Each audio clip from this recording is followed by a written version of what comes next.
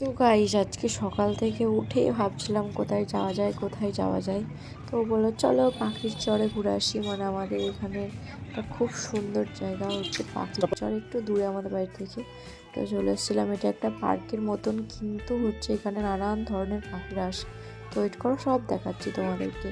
তো এখানে দেখো কত সুন্দর ফুলের বাগান, এই ফুলগুলো এত বড় বড়, মানে সত্যি খুব বড় বড় গাঁদা ফুলগুলো। তো ওই যে আমরা ঘুরছিলাম, সবাই পোজ দিয়ে দিয়ে ছবি তুলছিল। এই যে আমিও একটু দেখছিলাম আমাকে ঠিক কেমন লাগছে।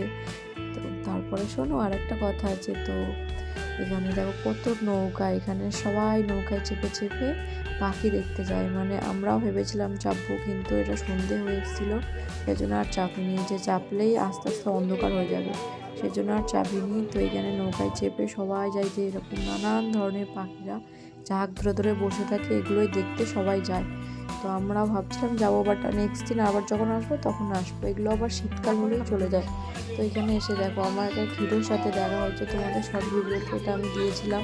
তো এটা আমার একটা হিরোর সাথে দেখা হলো, বিক্রমদার সাথে। ঠিক ঘুরে মানে সামনাসামনি দেখা হয়েছে দেবলী নদী আর বিক্রমদার সাথে। তো ভাবছিলাম পিক নেবো, বাট নিয়েছিলাম। তো তারপরে আসার সময় কিছু ফুল গাছ কিনে নিয়ে আসলাম, আমার খুব ভালো লাগে ফুল গাছ লাগাতে। তো এখানে প্রচুর নার্সারি ছিল, সেজন্য আমি নার্সারি